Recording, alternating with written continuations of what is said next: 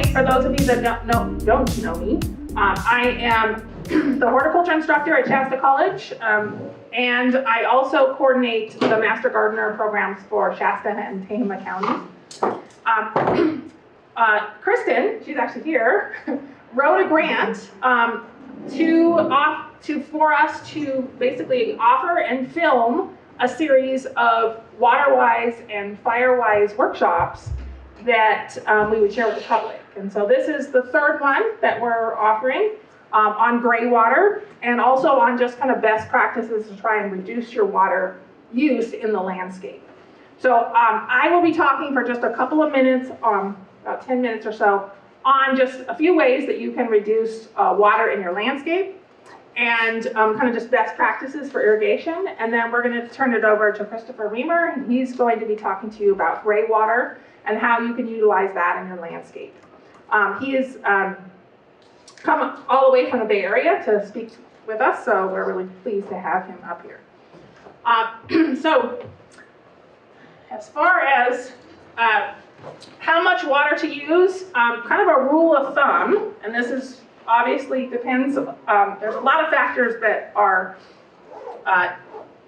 go into determining how much you water in your landscape each week, but usually it has to do with your soil type, how deep your soil is, and kind of the type of irrigation system you have as far as how long you're going to run it. But usually, just rule of thumb, shrubs should be watered about once a week, and about a gallon of water per foot of shrub. So like if it's a foot tall, it needs a gallon of water a week.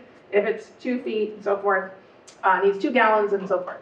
That obviously is very dependent, because if it's a really water thirsty shrub, it might need more water. If it's really drought tolerant, it might need less. So you have to kind of play with that a little bit, but that's sort of a good rule of thumb. Around here, you need to add about an inch of water to your the lawn per week, because that's about how much evaporates off the lawn in evapotranspiration per week. So you need about an inch of water a week. And then for trees, again, you want to have 1 inch of water under the entire drip line canopy. So that the drip line is basically all of where the branches reach out and would shade the area under the tree.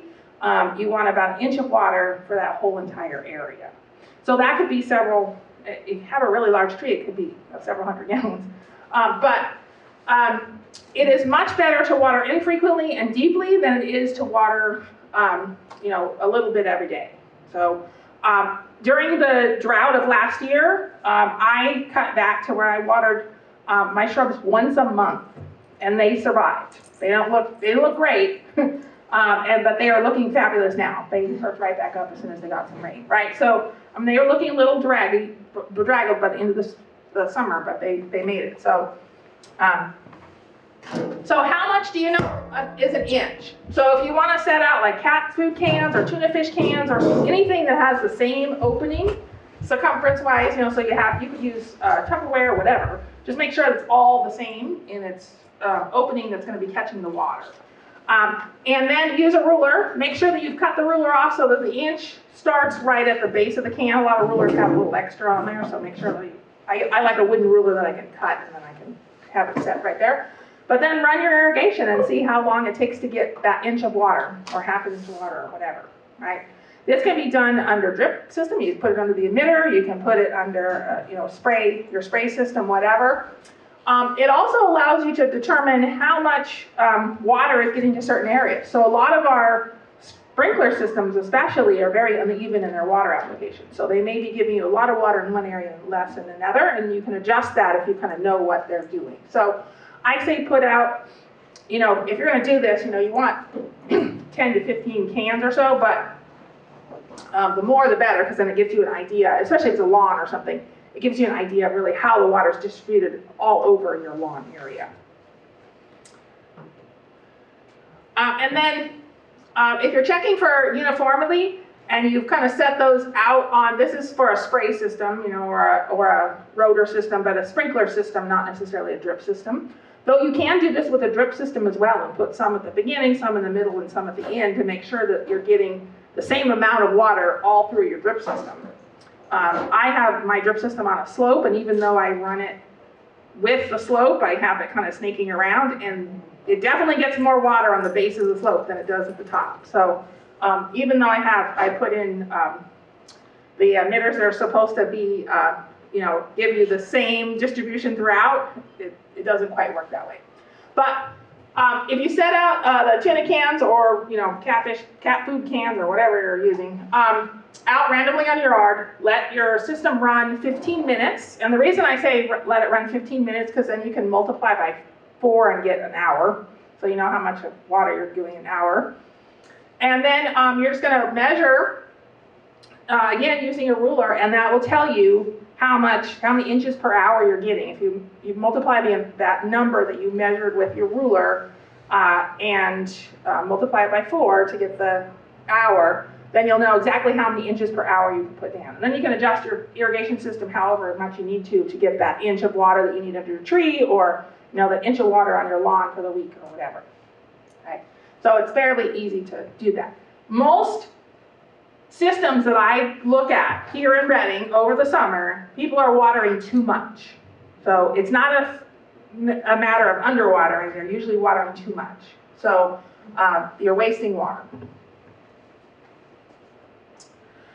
The other thing you want to ensure is that you're actually hitting the target, and so fire up your irrigation system, because most of us run our irrigation system early in the morning at 5 a.m. or 4 a.m. or something. You're not awake and out there looking at your system.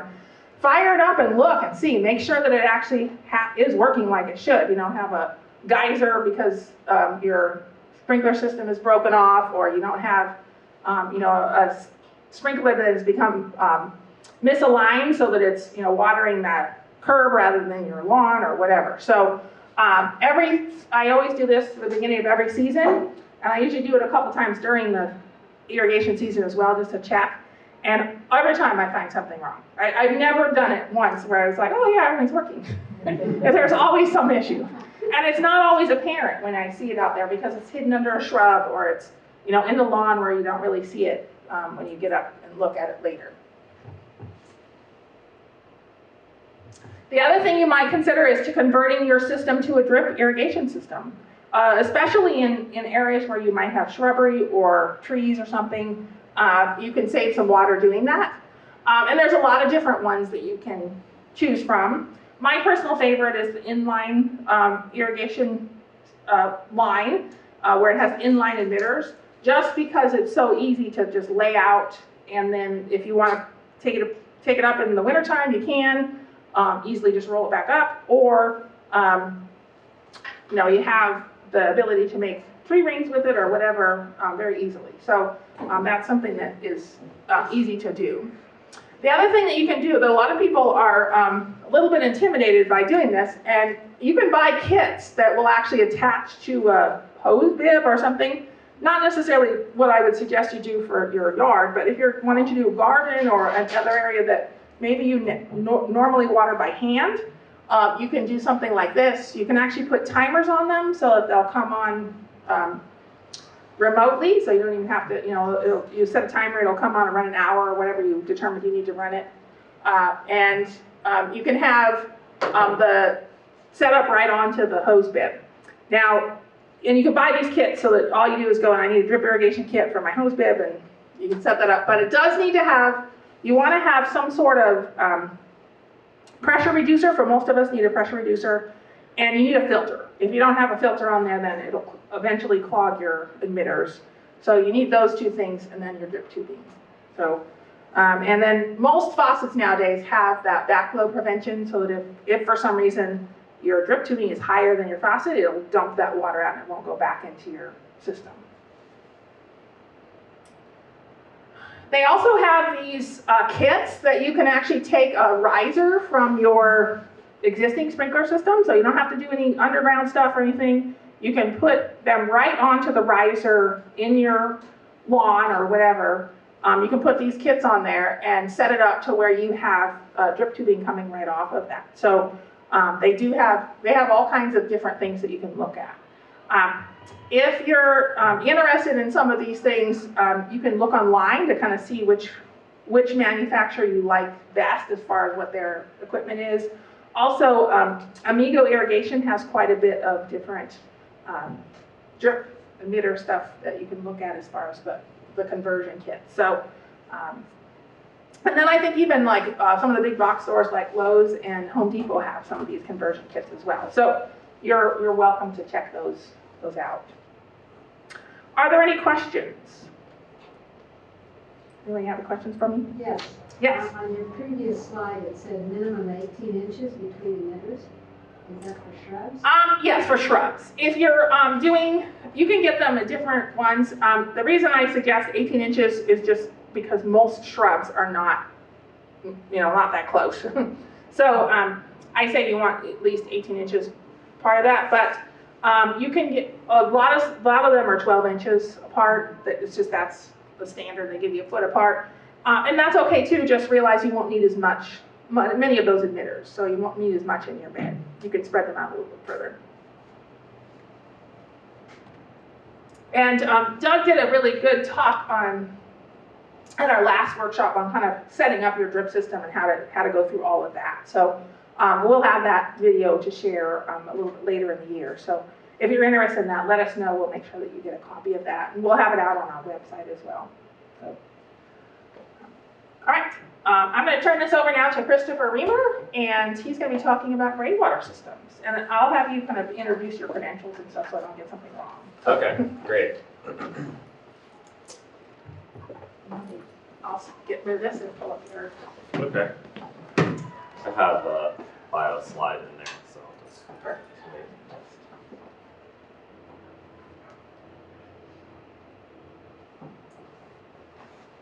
I think it's this one right here, the Shasta water one, right? Yeah. Okay.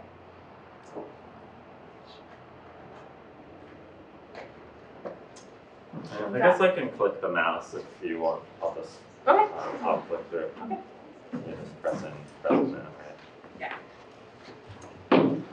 Good morning, everyone. Morning. Nice to see you. My name is Chris, and our business is called Alt Water Systems. It's kind of an abbreviation for alternate water, which is meant to encompass not just gray water, but other types of alternate waters that are out there. And we also specialize in sustainable landscaping, so we do full sort of design build. I'm actually a landscape contractor, and we decided to specialize in water systems mostly because the drought and just the specific opportunities that it yields. But we do kind of the full landscape service.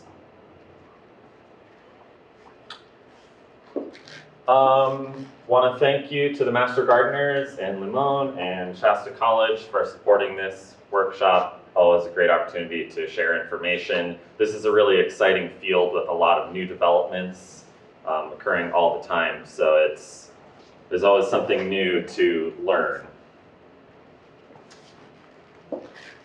I've worked in the industry for over 10 years now. I started working just doing maintenance, mow and blow for a sustainable landscaping company. And I started having clients really ask about water systems. I want a gray water system.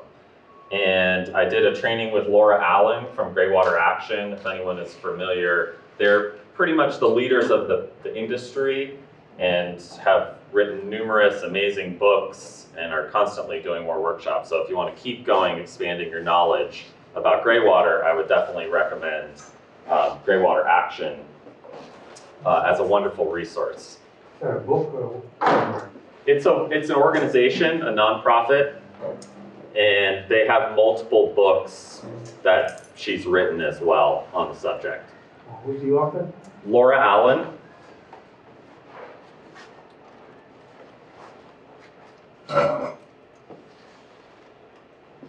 So today I'm going to talk about gray water.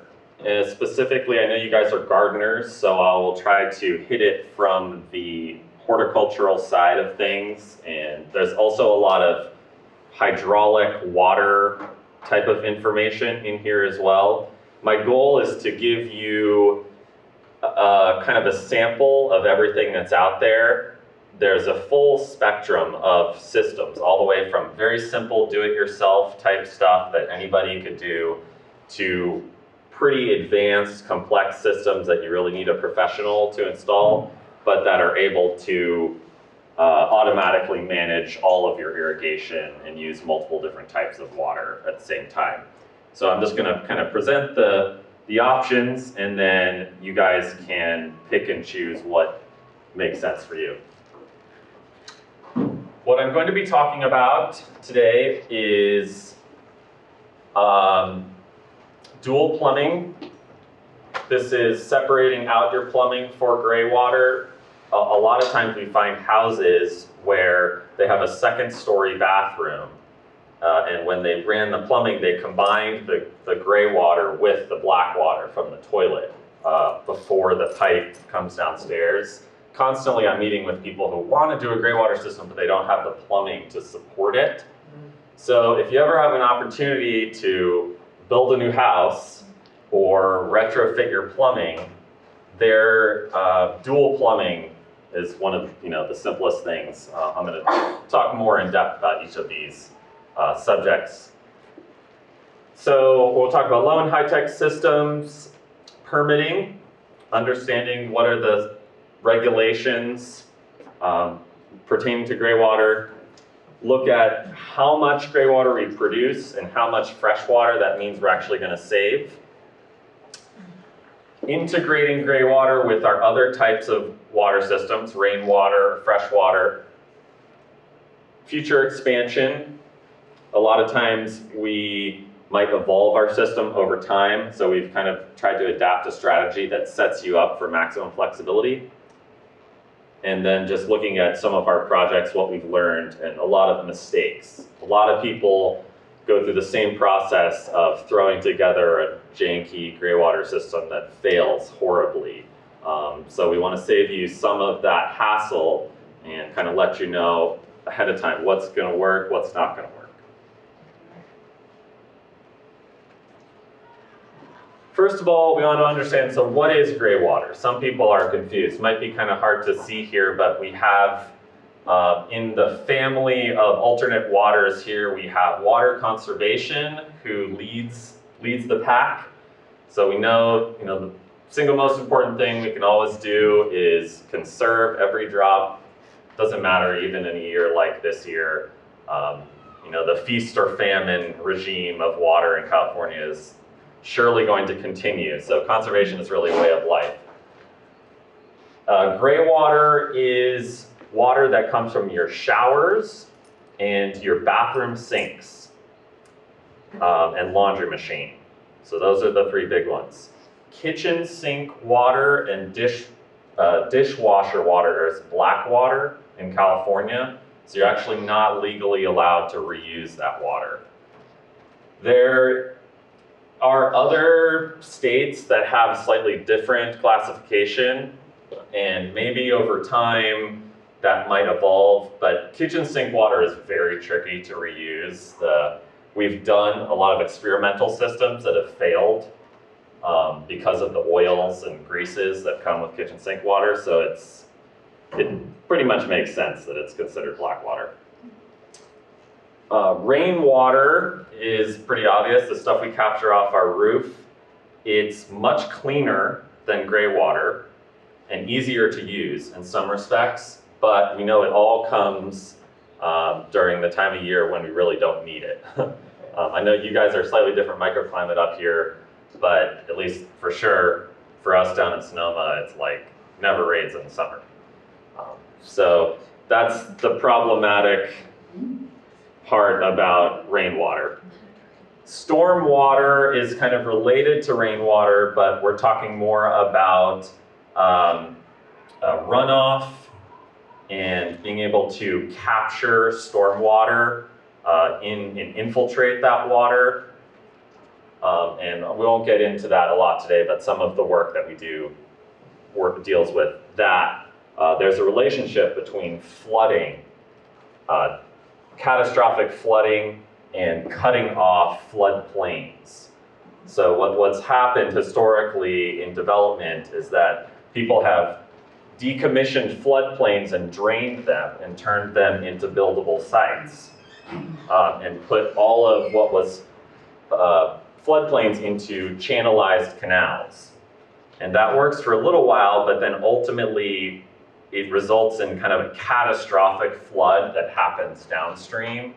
So we're seeing floodplains being reclaimed in California, either by our will or from just Mother Nature. If anyone's heard about what's happening in the Central Valley with the flooding of Lake Tulare that disappeared for some 20 years until this year, the whole lake is returning, covering entire towns where there used to be floodplain.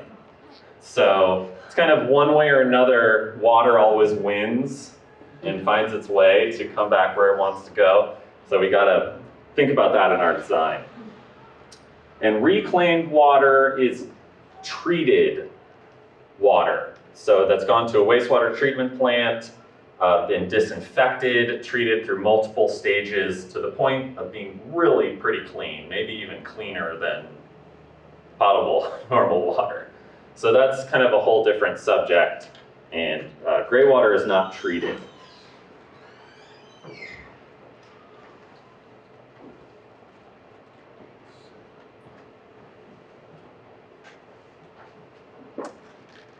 When we begin on a site, the first question we need to ask is, does this site have the potential characteristics that would allow it to have a gray water system?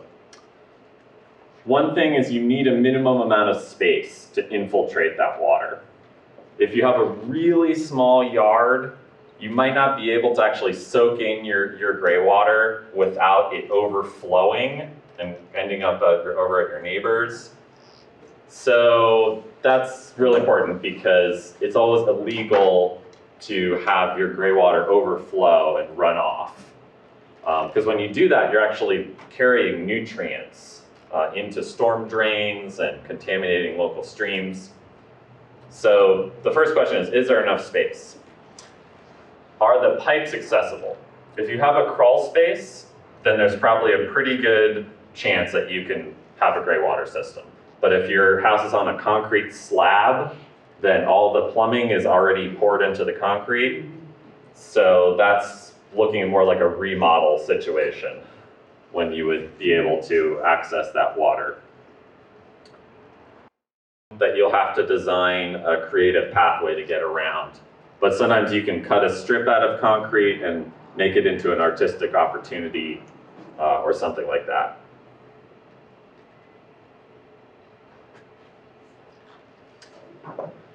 When we are identifying plumbing in the beginning, we have these what's called our traps.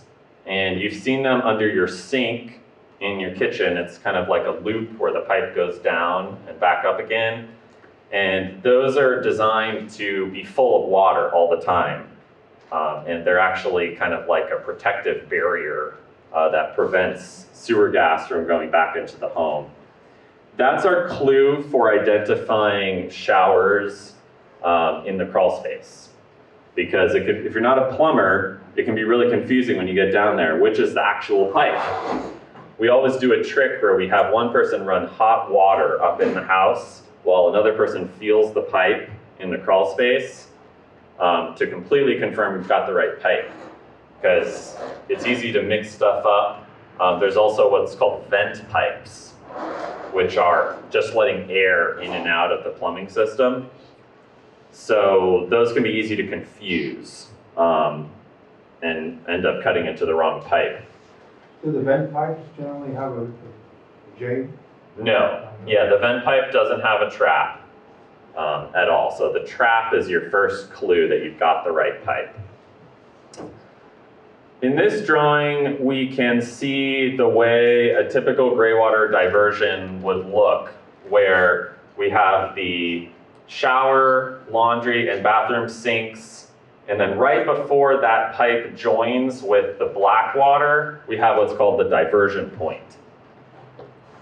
And this is kind of the critical spot where we can send the gray water out to the landscape or send it back to the sewer where it went originally, or septic. A lot of you people are probably on septic.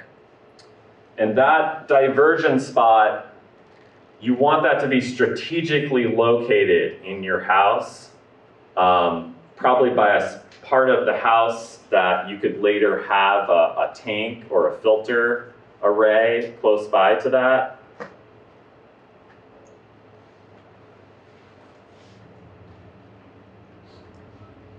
One of the first decisions is whether you want one big gray water system or multiple separate ones. This house was a really big house in Sonoma, and we opted to have basically 2 whole separate gray water systems on either side of the house because there was like 5 bedrooms. And it was working from gravity alone. So that was the most efficient way to get the water where we needed it. But if you have a complex system that has a pump and a controller, you're probably going to want it all to go to one system because you don't want to have multiple pieces of really expensive equipment. A lot of people will do a separate laundry system because, as we'll learn here in a second, your laundry machine pump actually pressurizes the gray water. So you can reach like up into a raised bed or a higher part of your landscape that you wouldn't be able to have perfect gravity flow to. So usually it's advantageous to have a separate laundry system.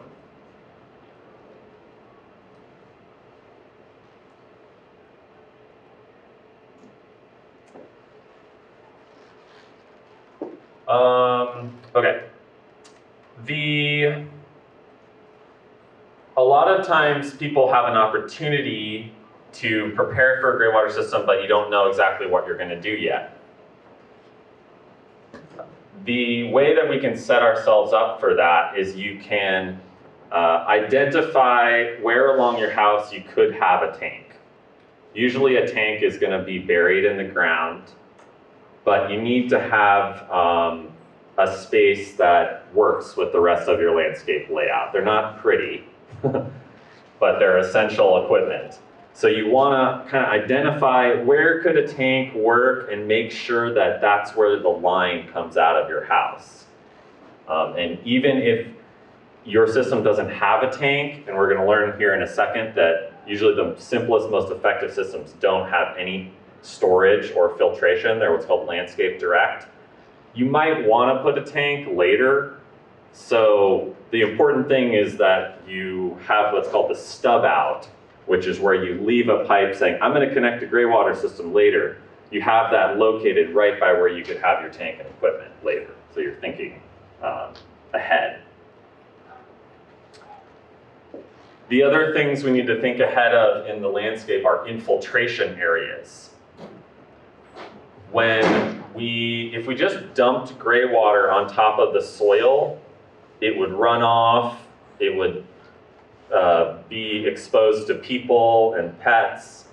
So we use what's called infiltration areas to soak the gray water in. What's an infiltration area? Basically, it's a trench or a basin where you excavate out and you remove the soil and you refill it with a porous material. So it's kind of similar to the way people construct septic leach lines, that all of the gravel that's in there allows the water to fill that void space and slowly soak in without ever coming to the surface at all. You can use wood chips as well, and a lot of people do that instead of gravel. And there's a lot of reduced ecological footprint with using wood chips because gravel is mined from rivers and it has an impact associated with it that wood chips do not. It's mostly a matter of the longevity that gravel will last a lot longer. Wood chips might have to be replenished every few years. So the infiltration areas are very important to think ahead of when you're designing and laying out your landscape because they could end up eating up a big chunk of your growing area if you don't think about that ahead of time. A lot of times pathways can function wonderfully as infiltration areas in what's we call stacking functions. So it's very common we'll do what looks like a wood chip pathway, but in reality the whole thing is an infiltration basin. So you're not taking away from your planting beds to get up to square feet that you need to infiltrate. And this is kind of one of the cornerstone parts of the code, is making sure that the gray water never comes to the surface. So you've got to be 2 inches below the surface all the time. And that's the way that we accomplish it with the infiltration zones. Well, and the same filtration zone, how far does it expand to the side? We're going to learn about that in a Okay. second. The other thing to keep in mind is gray water is not plug and play with your other irrigation components.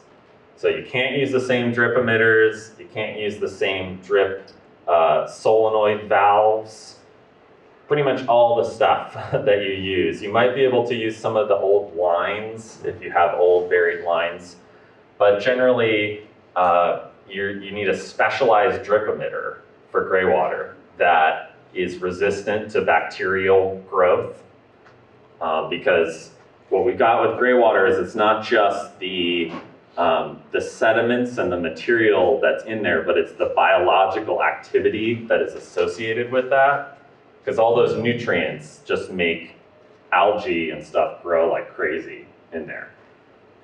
So you're going to want to plan ahead and anticipate, if you're designing your irrigation system, that you're going to need to have specialized equipment.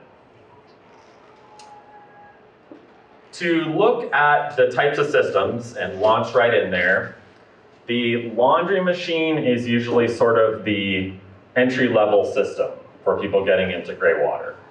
It doesn't require a permit, and technically, whenever you cut into your plumbing in your house, even if you're just doing the smallest thing, that triggers a requirement for a permit. Because plumbing there's a lot of little laws to adhere to in the plumbing code, but the laundry system can be done without altering your plumbing at all in your house.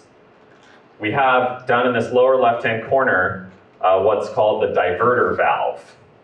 And it's just a simple handle right behind this person's washing machine. They just switch it back and forth between sewer and landscape. So when they go to do a load of laundry and maybe they have to use chlorine bleach because they just love it, they switch back to their sewer for that load and then switch back the rest of the time when they want to send that to their landscape. Very simple control.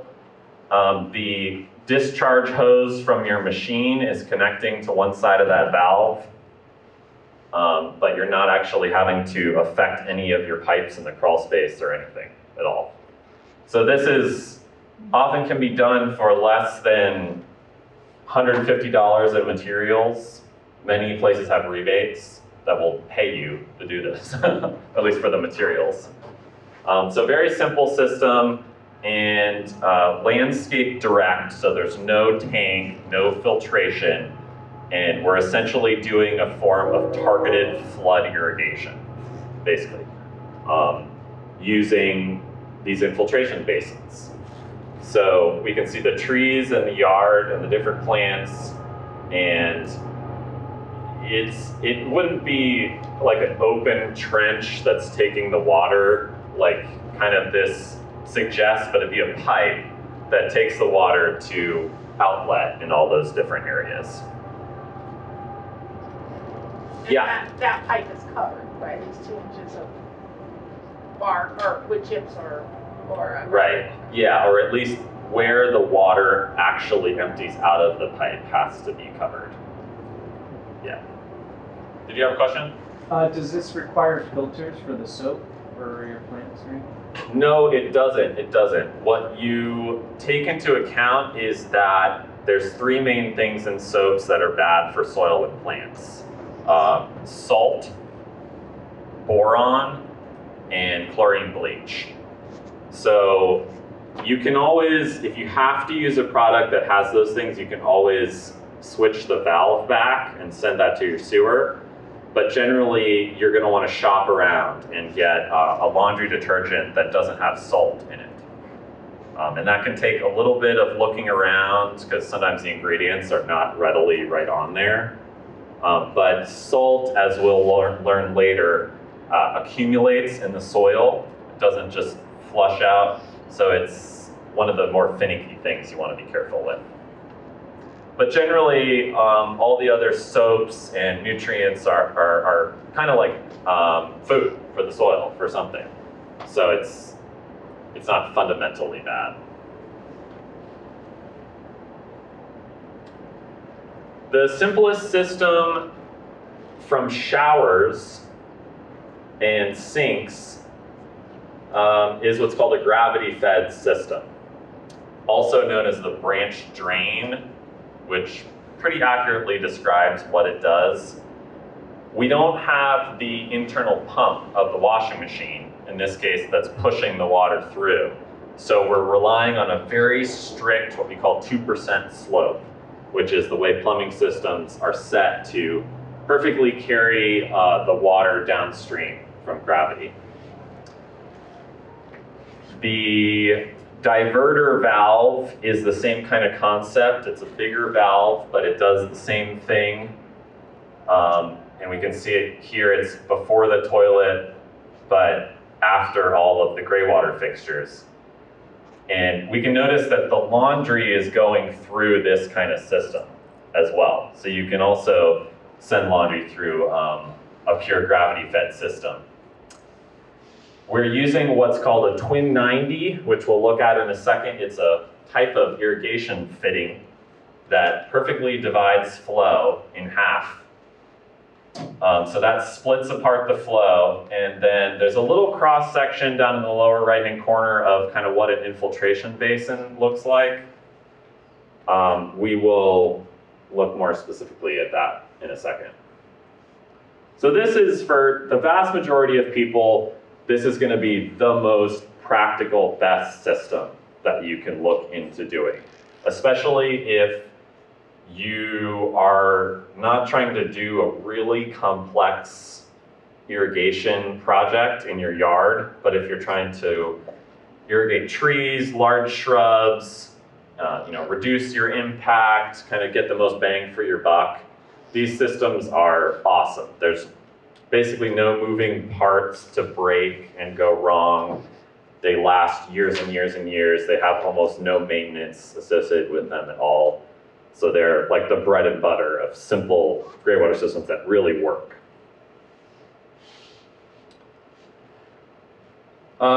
Quick thing, and this might be a little bit too much detail for some of you guys, won't spend long on this, but so there's a process to designing these systems. The size pipe that you need to use, you don't just come up with it randomly. It's calculated based on how many different things you have connected to your system. So we want to make sure you don't put in too small of a pipe and then realize, oh, I actually have too much water and have to rebuild your whole system because it's not big enough. And what people usually find is if you connect everything in your house, they've assigned what are called units to that fixture to describe how much water actually comes out of that thing. So if we have a shower, that's 2, bathroom, sink, 3, the clothes washer is 3 units, so it really bumps it up. We're at 6. If we have one more shower there, then we're at the threshold of being able to use 2-inch pipe. And once you bump up to 3-inch pipe, everything gets a lot more expensive.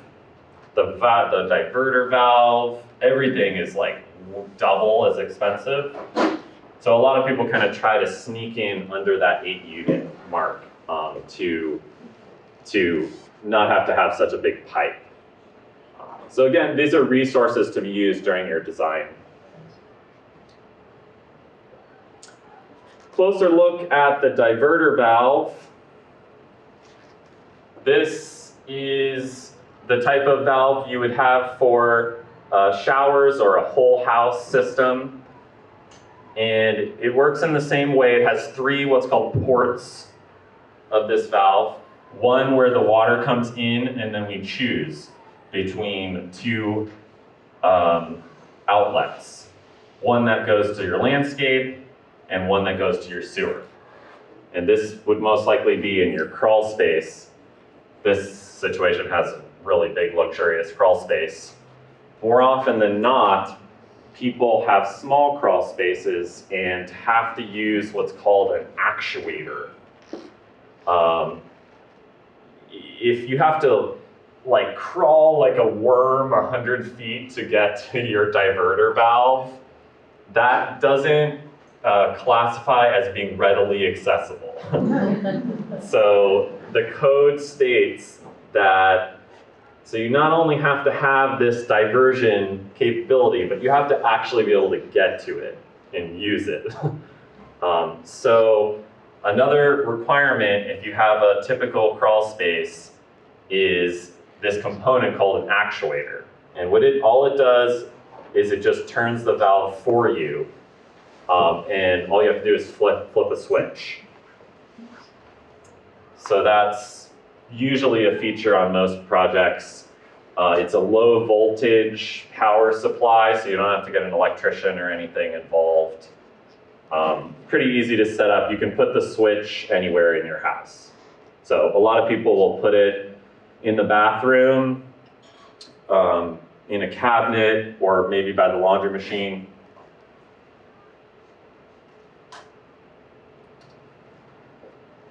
This fitting, called the Twin 90, is one of the most important pieces. It's hard to find, so you're not going to find this at Lowe's or Home Depot. If you guys have a Grainger up here, or I don't know if you know them, kind of another, you do? Yeah, they could, that's where we get these parts from now. If you just go out there looking for this part, you might pay $20 for each one, but if you order them from Grainger, they're like $4 each.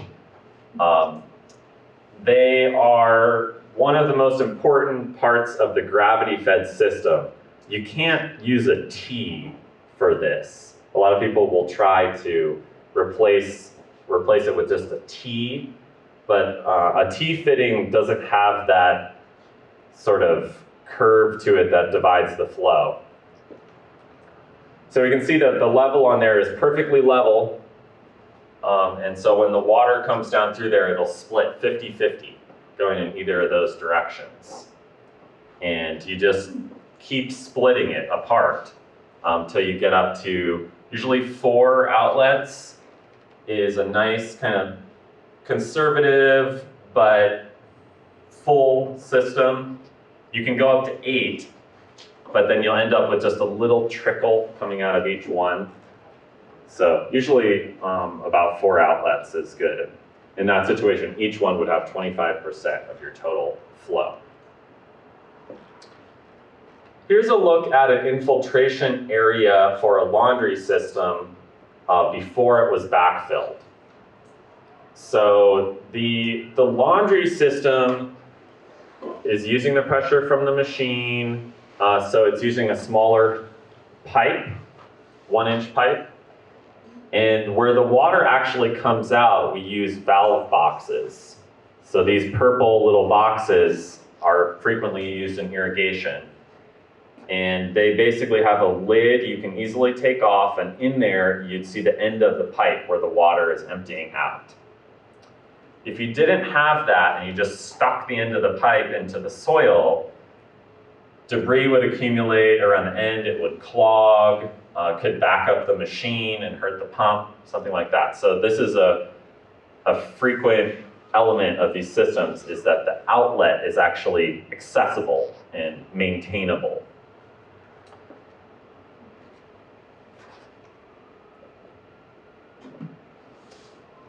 Here's another look at an infiltration basin, very commonly done around trees, like in a semicircular type of pattern like this around the drip line.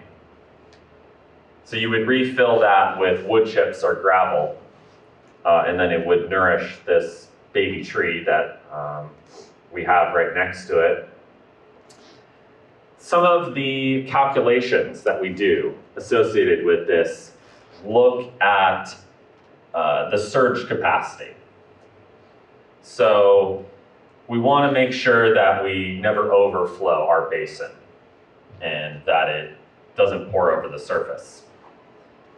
Mostly for that, we use a process dictated by the code, but this is kind of what I'm showing here in this calculation is a sort of double check looking at the volume of your excavation based on and compared to the volume of water. So for instance, if you have 10 feet of trench that is all dug 1 foot wide by 1 foot deep, that's the equivalent of 10 cubic feet. 10 cubic feet of space. And you can actually, there's a conversion, 7.48 gallons is how much fits in 1 cubic foot of space. So multiply that by 10, you have 748 gallons. But then your backfill material, gravel or wood chips, will take away from a little bit of your volume, your available volume in your infiltration basin. So that's what the 50% is taking into account. So then you could put 374 gallons into this infiltration basin without it overflowing, which is a lot more than people are going to produce usually per day. Yeah. Quick question, semi-related. When you're backfilling with wood chips, is there ever an issue where those chips are going to be floating to the surface and you're losing them, or there are tricks to hold it down as a water? Right. Or is that ever an issue? Mostly, I don't see that happening as much as you might imagine. Yeah, I don't know. Especially once they get wet, they tend to kind of stick down in there, and so I actually have never seen that happen. Maybe in a torrential flood, like from the storm, it might wash out some. Does that backfill come right up to the surface? Yeah. Yep. Yeah, you fill right up to flush. No. Yeah, you've got to find a place to put the dirt, which is always sometimes in a small yard a little bit of a challenge. Frequently we'll haul away dirt for people and just find another use for it. Here's a close lookup at an outlet and what that actually looks like. A lot of times we are using perforated pipe, 6-inch big perforated pipes, and we're just cutting them to length and then putting the valve box on the top. Because what happens with a gravity-fed system is that you cannot compromise on the slope at all. Like, if your pipe is sloping down and you run into an obstruction, you can't go up and over it because the whole system will clog and fail at that point. So there's no compromising on slope. What that means is that however deep your pipe ends up is how deep it has to be where it's emptying out. And oftentimes that's deeper than just those shallow little valve boxes that are only like 8 inches. So this is kind of the practical form of construction that we've gone to, is using this 6-inch pipe because it comes at big lengths and you just cut it to length. You're talking about a valve box, and then you're talking about this pipe. Are they two separate elements? You want the valve box to suck into the pipe? Yeah, the valve box is on the very top. So it's, in this situation, there's kind of just like the lid of the valve box, which happens to perfectly fit into the opening of a 6-inch pipe. But the lid is essential because it kind of locks on a little bit, so it's not going to just fall off and get lost or something. So when you say it's a valve box, it's not a mechanism of any kind, it's just a... No, they're plastic. They're basically made out of Fiberglass. fiberglass, like red, like heavy fiberglass, and they're hollow inside, and they have a lid on them. You just put them over the valve. It protects your irrigation valve. Yeah, So you're putting it over the pipe. Right. You're just protecting the end of the pipe. right. I understand that, okay, thank you. And is the purpose of that then to be able to access that pipe to clean it? Or why do we even care? Yeah, to access it, to clean it out every few years, and to make sure that dirt and material doesn't accumulate around the end of it. Okay. and clog it. How do you keep gophers from filling it up? Gopher wire, yeah, very important, yeah, very important. I mean, what's Because gopher wire? I haven't found anything that doesn't rot. nothing will last infinitely, but hardware cloth lasts at least a decade or more. Yes, yeah, It's just okay. a real heavy We wire. use, the hardware cloth and we'll, like that whole hole that we would line the entire thing with it. Mm-hmm, Boy, yeah. that's a lot of stuff. Yeah, I've gone to some projects where just every single valve box is completely full of dirt from gophers. Like, they're compelled to fill in those spaces, as you guys might know about. So it's a hassle. So now we're going to look at the process of sizing the system. We're going to get into a little tiny bit of math, and I'm going to move quick. I realize this is probably not applicable to a lot of you guys. You might get help when you finally decide to do gray water systems for a professional, but just so you know the process and understand, I'm going to go through a little bit of this. So it starts with understanding our soil and what kind of soil we have at the site.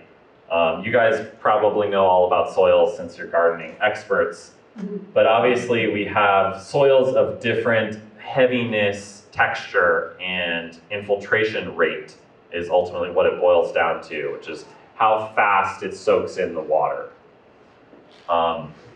In a clay soil, we have a lot more lateral movement of water through what's called capillary action, which is like wicking, basically. And because the clay structure is so much smaller, water moves much farther to the sides and takes a lot longer to soak in. So if you have clay soil, you're going to need a much larger infiltration area because it's going to take more square feet to soak in those gallons than if you have a sandy soil. Once you have determined what kind of soil you have, and you could do that through a laboratory if you really want to go full on, you could use the USGS Soil Maps database that's online, great tool. However you choose to identify your soil type, then you're going to be, you're going to go to this table in the code. And this is like the golden table, and it tells us, depending on how much soil, what soil you have, this is how many square feet in the far right column you need per gallon of gray water per day. So if you're sandy loam soil, which is what our example deals with, you can infiltrate 2.5 gallons in every square foot per day. So the next step is to figure out how many gallons of gray water you actually are producing. The way that we estimate that is based on bedrooms in the house. When you're building a system like this, you have to think that you're actually building it for your house because you might sell your house and a different family will move in and they will inherit your gray water system. So the whole thing is designed to the house, not to your personal usage. And the way that they do that is from bedrooms, same way that septic systems are sized. The first bedroom in your house counts as 2 occupants, and then every other bedroom counts as 1. So in this 5-bedroom house, you add it up, and technically that's 6 occupants.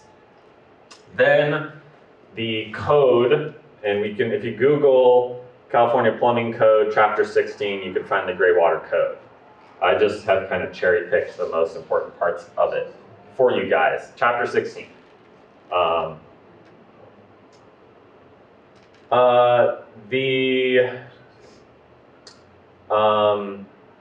So the code says that we have to estimate 40 gallons per occupant per day, which oftentimes is way high. Like, we just did a project where it was half of that was the actual usage once we started looking. But again, you might sell the house, maybe the new people will take more showers, it's hard to say, so it's good to kind of design the system conservatively. So you multiply 40 gallons per day, and that's meant to be all of the gray water. Everything, showers, laundry, all of it.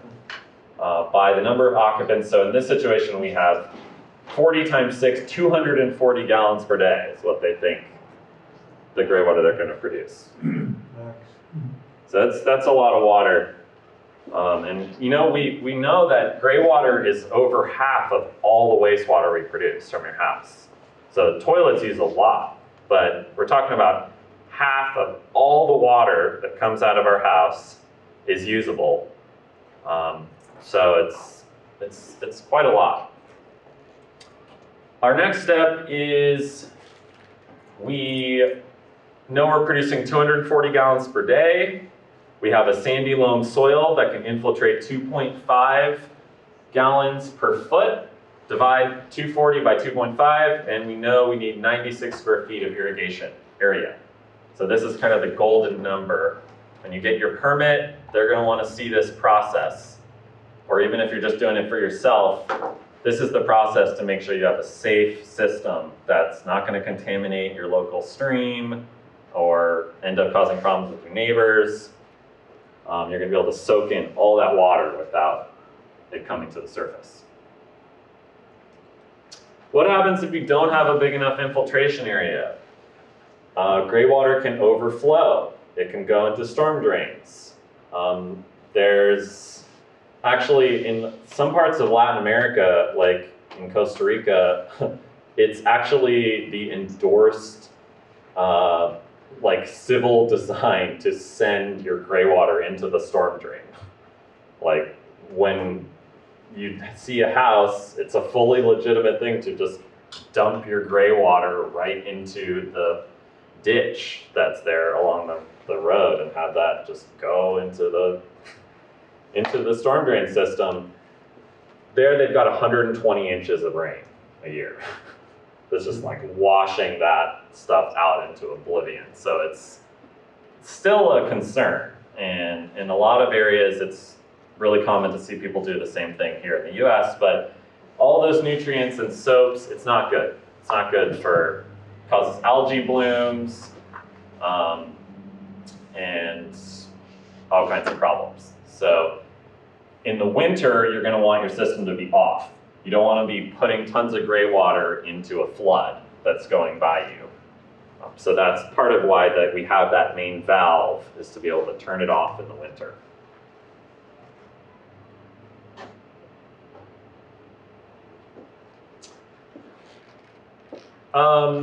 The infiltration basins that we use for our gray water also can work for stormwater and infiltrating other stuff. In fact, that's a wonderful way to clean them out, is in the winter, is to switch your infiltration basin over to being a rain garden. And all of that rainwater will help wash out the different salts and things that accumulate in the soil from soaps.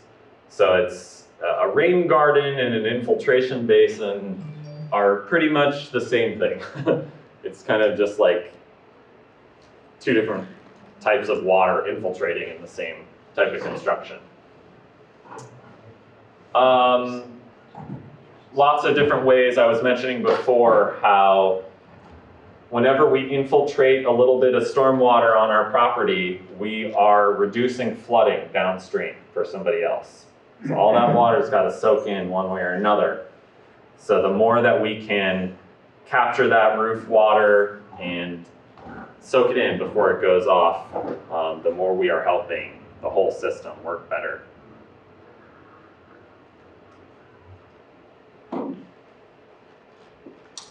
So groundwater, still very much a mystery, right? There's all this water down there. And more we're learning methods to be able to understand what's going on underground. It's important to know that aquifers don't just run exactly like the way that the land runs. They are completely different than the terrain that we see on the surface. This diagram is showing what's called an artesian well, which I don't know if anyone has ever heard of, but it's basically just an example of all the different crazy stuff that can occur underground. And we can see that the blue part of the aquifer on the left is captured below some sort of impermeable rock or something that's actually causing the pressure to build up. And an artesian well is where downslope the water actually comes out under pressure because the aquifer above it underground is like held at pressure. So some people don't need a pump to come out of your artesian well just because of the constructions of the aquifer underneath. So we really need to understand that we have to know what's going on in our groundwater. We recently installed a device to allow us to measure the static water level in our well on our property using an air tube.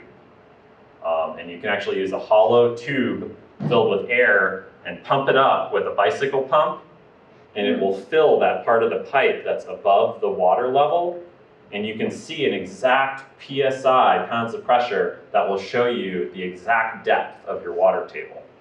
And it's a very simple kind of system to set up, because we were wondering, you know, how is the drought really affecting our aquifer? And our measurements showed that it wasn't really. On our particular property, we infiltrate a lot of water, we have a really healthy aquifer, and we have the data to back it up to show what's going on. So more and more groundwater regulation is unfolding, and we have metering on one hand showing how much water we're using, but then we need other data showing, you know, what's the health of the aquifer? Are we really depleting it? What's the name of that device that you just described?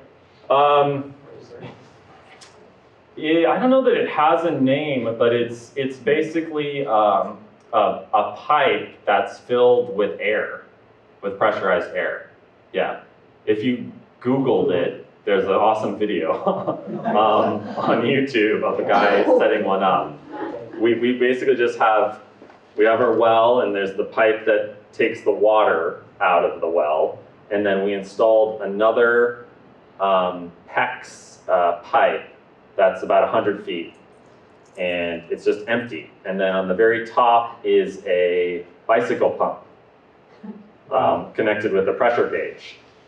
So what it does is it pumps up the volume of pipe that's above the water column, but then once you fill it up, air will just keep going out the bottom of the tube. It will only fill up to a certain PSI and it will stop. You can keep pumping it, but it'll just stay right at, I think ours is like at 19 PSI, basically. And the PSI correlates to the amount of water that's filled?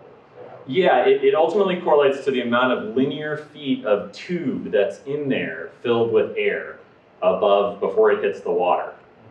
So you're able to calculate exactly how far down the water is based on how many PSI that tube can hold. So it's a cool system. I'd like to see more and more people kind of getting in there and really understanding what's going on with the aquifer. For gray water, If you want to get one of those, what do you call it? I mean, to whom do you go and what's the name of it? you would contact a well guy, and you would describe to them what the system that you wanted. Yeah, at this point, there's something that is, there isn't really a brand or anything associated with it. It's kind of a custom system, but really great thing to have. So we don't want to contaminate groundwater with our gray water. And so if you're in an area that has really high groundwater, you don't want to be putting the water right into your aquifer. That's bad. But on the other hand, the soil is what purifies gray water to an extremely high degree. In fact, way better than any type of advanced wastewater treatment plant that we've engineered yet to date. So all those nutrients that are in the gray water get eaten up by soil biology really efficiently. And I've heard just flowing across topsoil a few feet can purify the vast majority of all the components that are in gray water. And this is actually not just gray water, but many different types of contaminants. I was just reading a fascinating study about what's called the hypohoraic region of rivers. And what that refers to is when we're looking at a river, we see the water on top, but there's actually a subterranean river under it that's flowing too, through all of the very porous material in the stream bed. So that's what's called the hypohoraic region, is this underground river. And there's tons of amazing biology in this type of that zone. And they're starting to test water with dyes and trying to see, how much soil does water actually have to flow through before it's purified? And it's like nothing. It's like 10 feet, 20 feet, and the hypohoraic region pulls out all these contaminants that come from everything, from runoff. Tons of stuff is being neutralized and locked up in the hypohoraic region. So soil is like our best friend. But it's that top part of the soil where everything good is going on. So all the oxygen, all the life is happening there at the top. And the deeper you go, the less treatment you're going to get.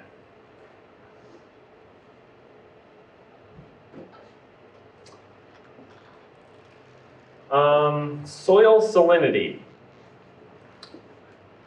We have a good amount of rainfall in this climate. We're kind of right at that point where we have enough rainfall to flush out accumulants in our soil pretty consistently. So you can probably make a lot of mistakes with salt in your soil and it won't matter so much here. But if you're in Australia, there have been some long-term studies with gray water that have shown big problems with salt accumulation ultimately down the road. The problem with salt is that it doesn't leach out of the soil. It's actually held magnetically through what's called cation exchange. And if anyone has learned a little bit about soil engineering, the nutrients that we want for our plants, they're not just sitting there in the soil, they're actually magnetically held there against leaching. And certain soils are much better than others, like clay or organic matter are like magnets for these nutrients, and they keep all the nutrients right there where the plants want them. Salt, unfortunately, is the same way. So salt, when it lands in your topsoil, it just stays there and builds up over time, which makes it a really big problem because it locks up the availability of water for plants so that they can't actually, the roots can't get any water. So you've got to avoid salt in your products. And also, ideally flush out your infiltration basins once in a while because rainwater can be very effective at purging that salt out. There does tend to be a slight alkaline effect on soil from gray water. In terms of horticultural ideals, we know most plants like a neutral soil or just a little bit on the acid side. There are some acid-loving plants out there like blueberries, hydrangeas, that kind of thing. Those might be things that you might want to avoid with gray water because in general, soap has an alkaline effect in the soil. A lot of people find that they use wood chips in their infiltration basins, which if you mix wood chips with soil, that has an acidic effect on the soil, and usually is not recommended because it locks up nitrogen and all this other stuff. But so sometimes that can kind of balance out the alkaline effect, but that is something to keep in mind if you're growing very delicate things. The pH scale if anyone knows, is actually logarithmic. So the difference between 6 and 7 is 10 times the difference. It's like the Richter scale for earthquakes. So a little tiny difference in pH is actually a really big difference in terms of the actual conditions for the plants. Quick question, you said blueberries, low in acidic. Would you put gray water on your fruit? You certainly could. Yeah, you certainly could. Usually the consensus is, well, it's very specific. I mean, if you have weird stuff in your gray water that you might know about, then that would be different. But usually what we refer to as kind of the cell wall barrier, like once the plant organism uptakes those nutrients and it transforms into the plant body, that the same contaminants don't pass across that cell wall transition. And according to the code, you are fully legally allowed to water all your fruits. The only thing you're not allowed to is actual root vegetables, where you might physically have gray water residues actually on what you're eating. But all the fruit trees are usually the most common thing to irrigate, because people tend to think, well, you know, if I'm going to water something, then I might as well water something that's producing, you know, food or something that's going to benefit us. You say wood chips have an alkaline effect? Acidic, Acidic. yeah. Wood But chips are acidic. yeah, if you mix it with the soil, they have an acidic effect. But gray water has kind of an alkaline effect. Very well. So they Up here sort of right balance now, each other there. Because of the fire danger, we're doing a lot of chipping. Uh-huh. And I was thinking of that, I mean, it's any brush, trees, mostly brush. And using this as A mulch. a mulch in those channels. Uh-huh. Yeah. So that's gonna produce acidic effect. Now, I wouldn't want that for trees or fruit trees.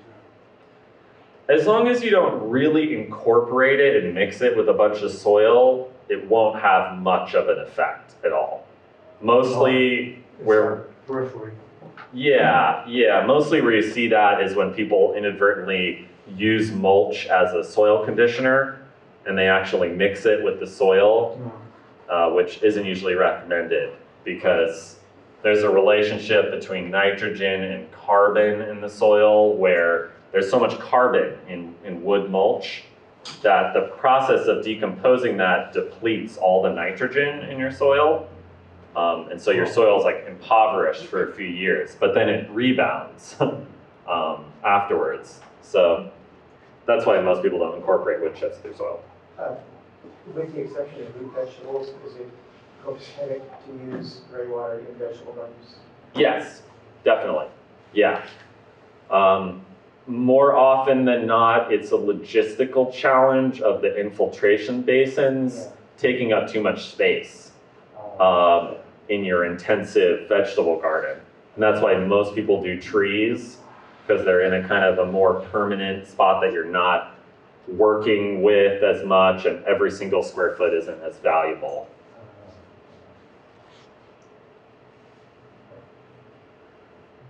Could you answer this question?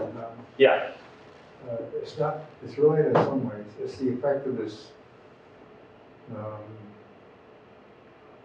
If I were to dig a ditch on a hillside and infiltrate, and make an infiltration zone on that slope, Mm-hmm. would that reduce the runoff? Yeah. We have, soil is not, we have these slopes on the sides of driveways. Right. And a horrific amount of water comes off that side, especially with these downpours, Mm-hmm. and creates havoc on the road. So I'm trying to find a solution to reduce the amount of water coming off that hillside. For sure. And this idea of the infiltration zone is, I could fill It would it, certainly break a work. ditch and put an infiltration zone there. Yeah. Slow it down. It definitely would, it definitely would work, whether it was for gray water or even just for rainwater. The one thing you want to keep in mind is if you're on a slope like that, you always want to have an overflow to your infiltration basin that is protected. Because what can happen is that in a really torrential storm, the whole thing will fill. Yeah. And if you don't have a rock protected overflow, just like a dam can get damaged when it overflows in the wrong spot. If it just spills over the edge of your infiltration basin, it can erode away the whole thing. So So you're saying line that infiltration bit with a row of stone? have a On low top? spot, the low spot of your infiltration basin be protected with what's called riprap, Okay. which is kind of rocks. Stones in it. Yeah, so that when the whole thing fills up, it can pour over there without damaging any of the rest of it. I get it. Yeah, thank you. In terms of plant selection, sometimes native plants are not the best thing to irrigate with gray water because they're drought tolerant. There are exceptions, like I found that white sage, Salvia apiana, loves water. It's drought tolerant, but it will grow great with irrigation. So there's a lot of plants that will just tolerate the water. But generally, we're talking about consistent daily water every single day. So you want to choose plants that are going to be tolerant of that. And you don't want to mix up your whole system in your yard. You want to be able to have a whole zone you can just turn off of irrigation when you irrigate it with gray water. It's really common to see people who they have a whole gray water system, but then they have a whole drip system on top running with fresh water, irrigating all the same stuff just because their system is so complicated they just can't tell, what's going on. So you want to have a zone that you can really dedicate and make sure that you actually are saving fresh water. All right, so now we're going to start to move from low tech to high tech. Usually this comes into play when you're trying to irrigate lawn. And more people are not opting for lawns, but if you're able to irrigate your lawn with your gray water, you can massively reduce your freshwater use. So for most people with typical houses, the lawn is the big sucker. And a lot of people produce enough gray water to completely cancel out your whole lawn usage if you have a normal sized family. So that's where it comes into play is might be worth looking at a more complex system if you're going to irrigate a lawn. There is a lot of more associated embodied energy with a high-tech system. Parts, electricity, everything. Maintenance, although these systems are designed to be basically maintenance-free, so a lot of what the complication does is it manages doing the maintenance for you, like self-flushing the filter itself, or controlling sending the water automatically to different zones. This is a recent project that we did for a lawn. I've kind of simplified it for the example purposes, but it was about 20 by 20 feet, and we have this grid of what's called bioline tubing, which is the type of tubing that is designed for gray wastewater and gray water. So that's under the lawn, and then we put the lawn on top. And this is kind of typically how it's going to look if you're irrigating a lawn with gray water. The second that you pressurize your gray water, yeah? Quick question on the bio line. Uh-huh. Is that drilled out then? Like the bio line, you don't have any emitters, so the bio line just got holes in it? Because I haven't seen. No, it is an emitter. It is an emitter. It's like an inline drip tubing. And the only difference is that those are impregnated with copper oxide. So it has kind of a permanent antibacterial side to it. But otherwise, the actual, what's going on inside the emitter is like the same as a Netafim tech line or something you would find around on commercial sites. The moment that you pressurize your water, the city's gonna be there making sure that you have a backflow prevention device. And if anybody you might have seen these around all over the place. Basically, they make it impossible for water to flow backwards into the city water line. Because the moment that you're pressurizing non-potable around your property, somebody could inadvertently connect it back to the city line, and unless you have a way to protect the public, you could contaminate the public water supply. So usually we have to put these in. This is an example of retrofitting there's their water meter in that concrete box. This is kind of half construction, part of the way through, putting in it's called an RP backflow prevention device. So they're a little pricey. These things are about $350, but essential component to protect potable water. The pumping basin. Some examples of one way to hide it. In this site, we made a stair that actually was a secret pump vault inside of there. So in a second, we'll look inside that hatch and we'll see where the pump is and the pumping basin. This is kind of what a typical gray water equipment assembly might look like. So you want to think about that too. It's not the most attractive kind of thing. So maybe you can have a side yard or a cabinet or a garage, something where you can think about storing some of that equipment. Here's the pump vault.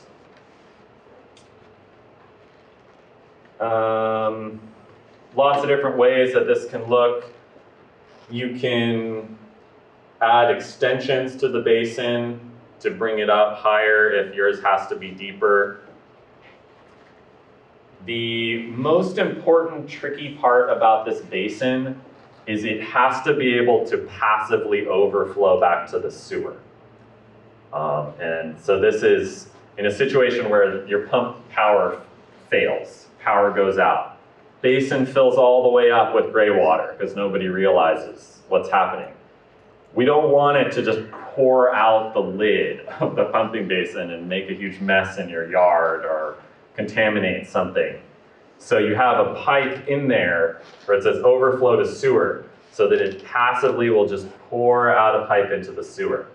But this can be one of the trickier things engineering-wise to accomplish because everybody's sewer lines are different and kind of hard to access. You have to vent a pumping basin. Really annoying, but whenever we have water moving through a pipe, it's pushing air in front of it and pulling air behind it. So if you don't allow a way for the air to exit that pumping basin as you're filling it with water, it can't fill. This pipe, this vent pipe, usually has to go on the outside of your house. And because it's exposed, it has to be copper, and it has to be a certain distance away from windows and stuff. So if you're really designing everything full on, you gotta think about that ahead of time. Think, where is my vent pipe gonna go? You can tie it in with your house venting if you're really like designing from scratch and combine it with the vents that are in your walls. But we run into this problem here where you have to be tied in above the flood rim of the highest fixture that is connected to that vent. So basically, if your sink backed up here, it would fill and it would pour over the counter in your bathroom before it poured down the vent pipe of the gray water system. Because in theory, if you didn't have this, water could ending up in your pumping basin that came from another fixture someplace else. So technical details, but good things to think about. because you don't want to forget this until the end. You're like, oh. Wouldn't vent pipes be necessary in gravity-fed simple systems as well? They are not, because the ends of the pipes are open. Yeah, they kind of are the vent. Okay. Yeah, and then when you have your diversion point, it's downstream of the vents that exist in your house already. So you typically have a shower coming down, you've got the trap, and then you have a vent pipe right there that's a certain distance from the trap. It's like right next to it. And then right after that is where you can divert. So I've talked about this, but this is a tricky situation where, so one of these pipes that's going into the basin is bringing gray water in, and then the other pipe going back into the house is the overflow to the sewer. Kind of crazy, we had to have 2 holes going through their foundation wall. But this was the only way that we could get that passive overflow back to the sewer, which is one of the trickiest parts about this. And then this is the vent pipe coming off the top, which can be plastic until it comes above grade.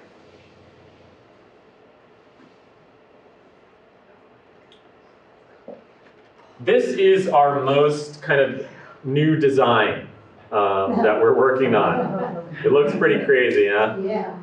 So it gets kind of complicated, but what our approach has been, how do we have all the benefits of the low-tech systems and their reliability at the same time while we have the advantages of drip and control and able to get that real pinpoint application and all of that. So we've tried to design a hybrid system that has both.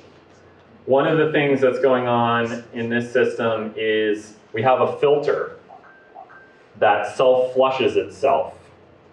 So in this diagram, we're showing a sand filter, kind of like you would have on a pool or something. The problem is that when that filter flushes itself, it uses a lot of fresh water to clean itself out, to clean off that filter media. So if you're wasting a whole bunch of fresh water to clean your filter, then you're not actually saving net water. So the way that we're mitigating that is all of the filter flush water goes through what's called a secondary gray water system. So we're capturing all that filter flush water and sending it through a gravity-fed system.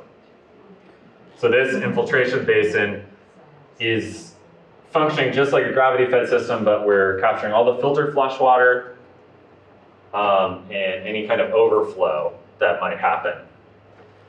So we don't have water loss to filter flush water, and we also have a same kind of diverter valve here. So if you want to turn your system off, then it never goes into the pumping basin at all. It just bypasses the tank entirely and goes straight to the sewer. We also have water meters as part of this system that are connected to a smart metering system. So we're able to actually track and see every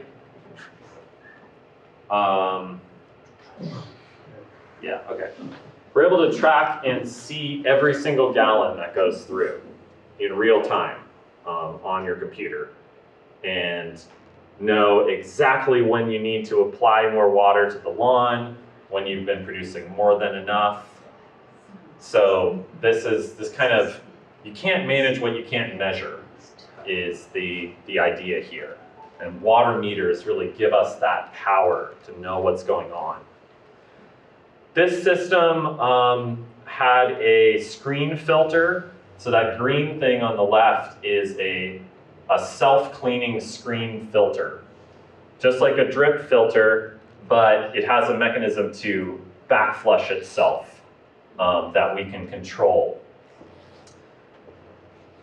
And then it has an irrigation controller, A look inside the pumping basin, we've got a very specific kind of pump. So you can't just use any kind of pump that you get from Home Depot because it will just fail immediately. What we're using now more often are called grinder pumps. And it's kind of like combining a garbage disposal with a pump. So it's got metal blades in there because hair is like the biggest problem with gray water. Hair will clog up your pumps and it will do this to your pumps in no time. And I've pulled out a bunch of pumps. People have tried to install themselves and it didn't work, you know? It clogged instantly with this hair wraps around the impeller and they're just done. So don't waste your time, get a sewage pump, which is what's actually gonna work. Either a grinder pump or another type of effluent pump.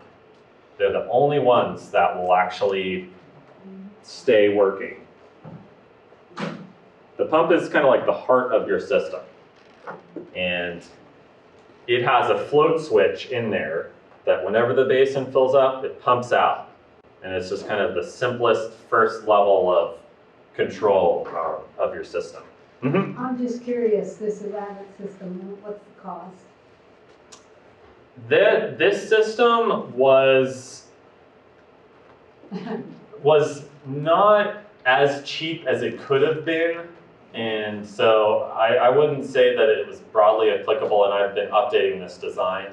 But this system was about $7,000. Yeah. Ballpark amounts are, if you're going out there and finding someone to install gray water systems for you, you can build a laundry system for as low as $500 if you're kind of paying someone to do it for you. We usually charge more like $1,000, our company, just because it's just, I don't know, we've kind of increased the amount that we can charge.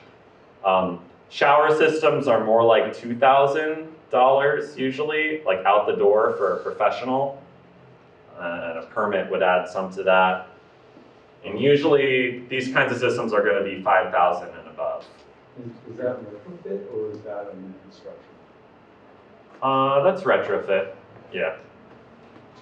Yeah, new construction could be cheaper potentially. So then this is kind of just looking close up at, in a moment here we'll look at the meter reading system, which is sort of one of the more exciting parts of this high-tech system. So we're metering the gray water that's going out. We're metering the fresh water that we use for supplementary water for the lawn, like if you go on vacation for a month. Is your lawn just gonna die? No, there's a whole supplementary system that's gonna come in and take care of that. And we're metering how much water we're using to flush the filter. So we wanna know, if we're using 100 gallons, there's some problem with the filter and it's flushing a ton every night. We wanna know that, to be able to get in there and modify what's going on. So these meters connect to a smart metering hub, which we're going to look at in a second, and it's just one of the coolest systems that you can install. Even if you're not doing gray water, but you just really want to understand your water system, having one of these advanced metering systems is just awesome. And here's the three-way valve. Same thing, kind of going into the basin. So if these people want to turn their gray water system off, they just flip the switch up in the house. Three-way valve turns, rotates, water never goes into the basin. Now they're back to a low-tech system again, if they want, or no system. So kind of the best of both worlds.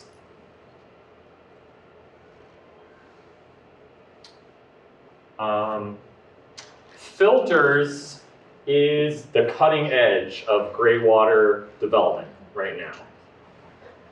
There's been a lot of filters that haven't worked well.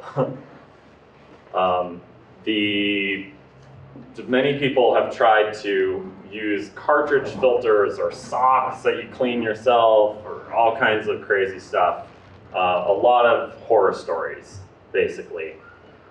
Mostly, the important thing is we need a self-flushing filter, because any kind of manually clean filter will just fail instantly. But we have sand filters, which work great, but they use a ton of water to flush themselves. But they're inexpensive because all the pool industry uses these filters. So you can get a sand filter for just a few $100s. Whereas these self-cleaning screen filters are a lot more expensive. Like the one we incorporated in that high-tech system was almost $3,000 just for the filter itself. Yeah. So it uses way less water to flush itself than a sand filter, but is much more expensive. So a lot of what our work is we're trying to figure out, how do we design a system that's going to be feasible for people? Because the percent of people that really want to pay that much for a gray water system, especially when water is still so cheap, is not a ton of people. Like, we have kind of a dedicated clientele of usually techie kind of people who really want to understand, everything that's going on and have really good control of their system and are into kind of advanced systems, and they're the people who are paying for these and paying for the kind of the process of developing it. But finding that really cost-effective point that everyone can have this kind of system is what our main work is. And hopefully we can get there, because it's, like I've mentioned, it's a ton of water to be saved.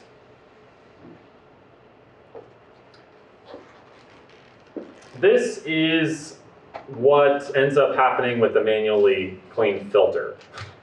So he's pulling off the hair and stuff off of that cartridge filter there, and it's not a pretty sight. So don't even go there. Don't even go there. Yeah, if you're gonna do a gray water system, the safest bet is to have no storage, no filtration. Go with the Landscape Direct system. If you're gonna go full on and have a high-tech system, you need a self-cleaning filter that's gonna clean itself. But if you have that and you have a really solid pump that's not gonna break, that's gonna do pretty much everything you need to do.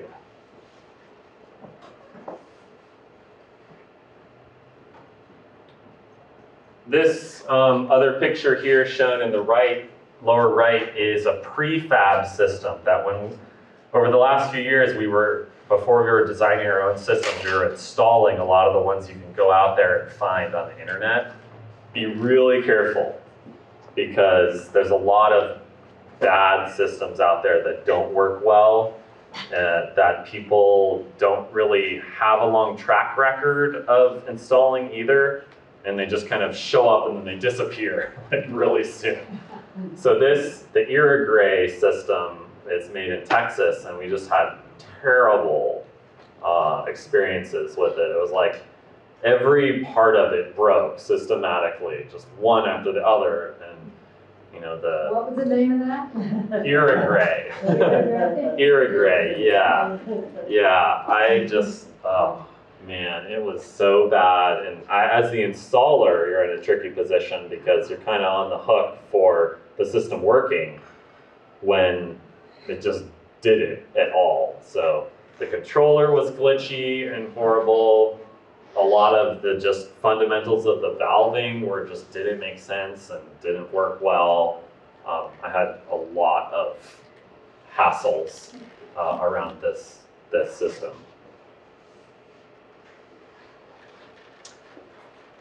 We're talking about filtration, but what's the difference between filtration and treatment?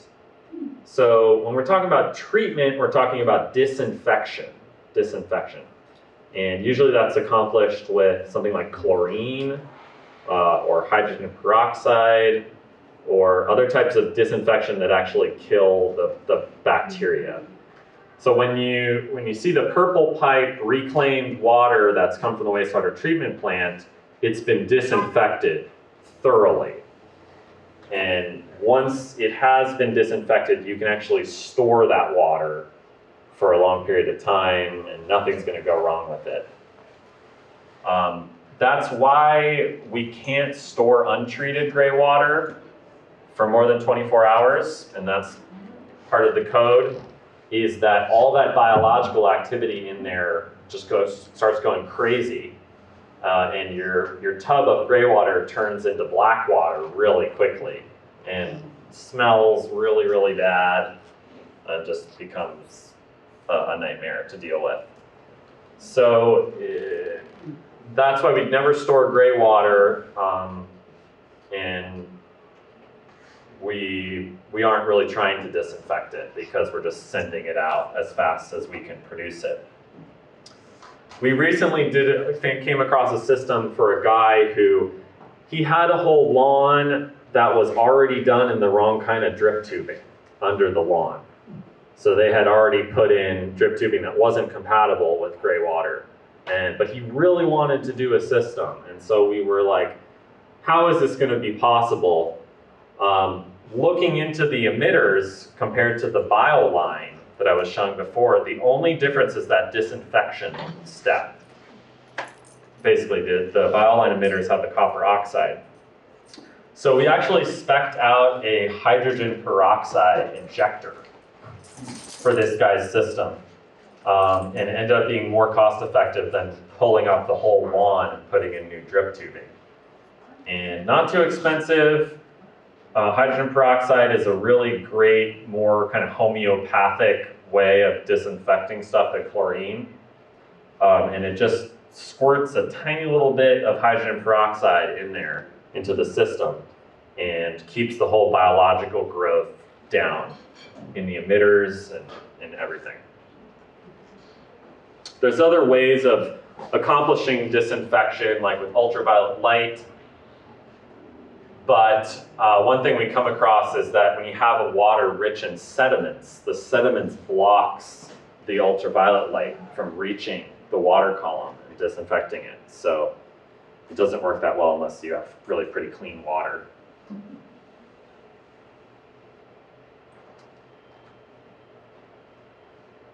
Okay, so I just have a few more slides. Other important things we have to take into account is you've got your gray water pump in there that pumps out every time the basin gets full. But you don't want to put a ton of back pressure on those kinds of pumps. You don't want that pump pumping through one little tube with a couple drip emitters in a really tiny zone. You can do that with fresh water. A lot of people have little tiny zones that are really small, but with gray water, you want your zone to be able to pump out at the same rate that your pump wants to pump out. Otherwise, you can damage the pump. So there's another level of design involved with designing gray water drip, where you're actually calculating the gallons per minute that are going through your whole zone and making sure that that's right at the same level as what your pump wants to push out. So when your pump goes to pump out, it's not up against a bunch of back pressure. It's able to just easily pump out everything. So there's a process here I describe of tallying up how many feet of drip tubing you have. In this case, it's 300 feet. Every foot in that tube is a 2 gallon per hour emitter. That would add up to 600 gallons per hour. Divided by 60, you get 10 gallons per minute is how much that zone is actually pumping out at a given time. And that's pretty much right where you want to be, 10 gallons per minute. That's the amount of water that you could maximally kind of produce in your house at a given time, all the showers, everything going, and a good flow rate for the type of pump that you would find. When you do normal drip systems, this isn't something we have to worry about. But with gray water, it is. So the smart metering system. This is like the most exciting thing that we've done recently. It has two parts, so all those meters have a data cable that come out of them. And every time that a gallon goes through that meter, it creates a pulse. So those pulses connect to two components. If you guys want to Google this company, EKM Metering, they're awesome. You'll pay about $500 out the door to get your full smart advanced metering system. So the omnimeter takes those magnetic pulses from the meters and converts them into a digital signal. And then the push component pushes that to the internet, so it connects to your Wi-Fi. And then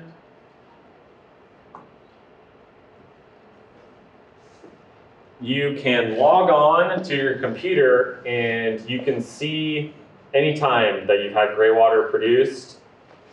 You can compare it with your usage over time. You can see how much flush water has been used and change the frequency of filter flushing, change supplementary water. Every single aspect is able to be managed and modified. So a lot of people have water meters, but they can't get to them.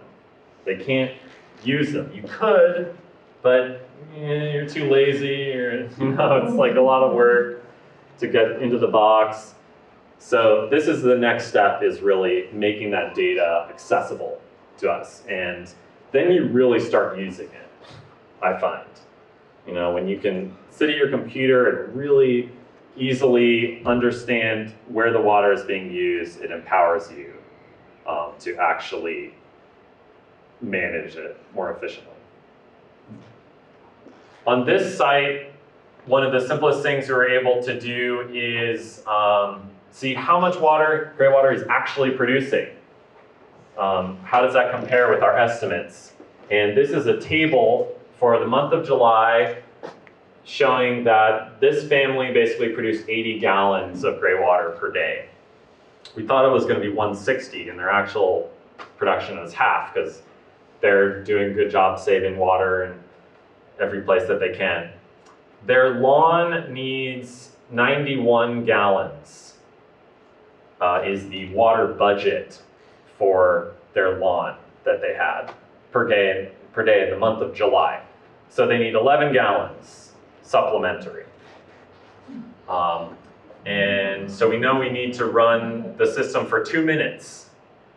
Basically, we can just send fresh water through the whole same gray water drip system for 2 minutes.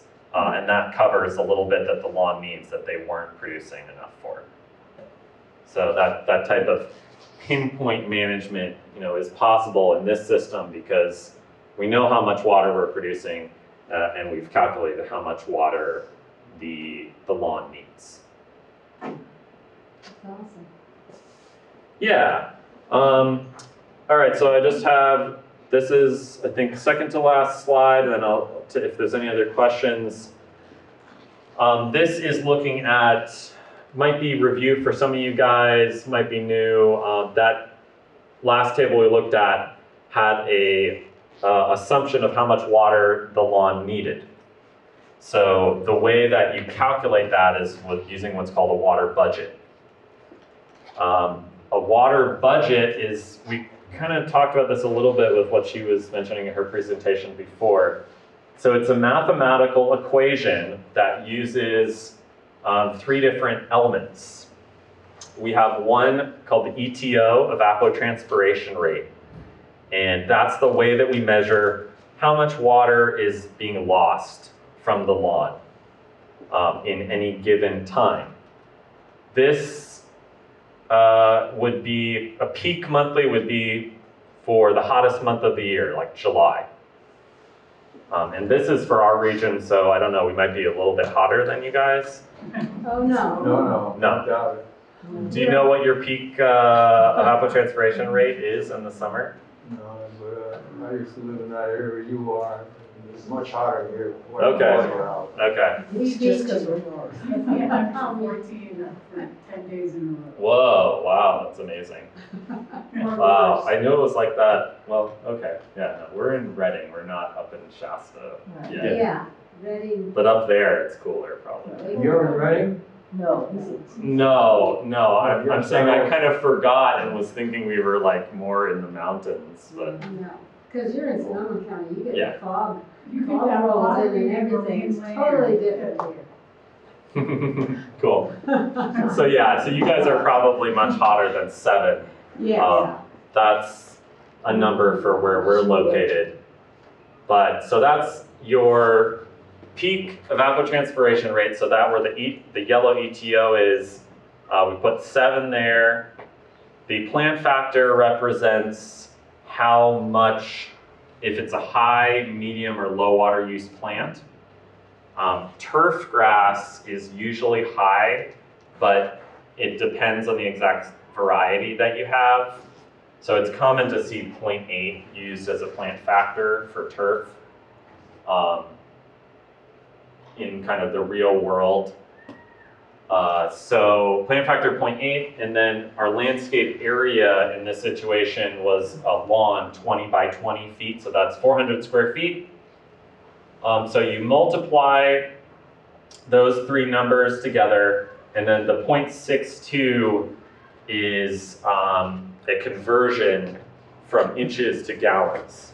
So earlier I talked about cubic feet of water and how if you have a box that's 1 foot by 1 foot by 1 foot, it would take 7.48 gallons to fill up that whole box with water. If you just filled it up 1 inch depth, it would be 0.62 gallons. That box was full of 1 inch. So that's the amount of water, amount of gallons in 1 inch. When you hear like 1 inch fell, how much is that? It's 0.62 gallons multiplied by how big a catchment area you're talking about. So this is the equation we use to figure out, how much water does the lawn need, or any kind of hydrozone we refer to as, an irrigation zone. So ultimately, we need 1,388 gallons, and our gray water production from our theoretical example in the beginning was 240. So we have 7,200 gallons per month. So plenty. We could irrigate like 4 lawns with that amount of water.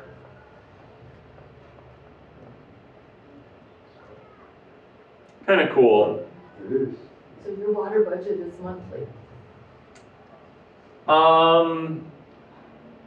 Usually weekly would be more common kind of budget to look at, but monthly also is used.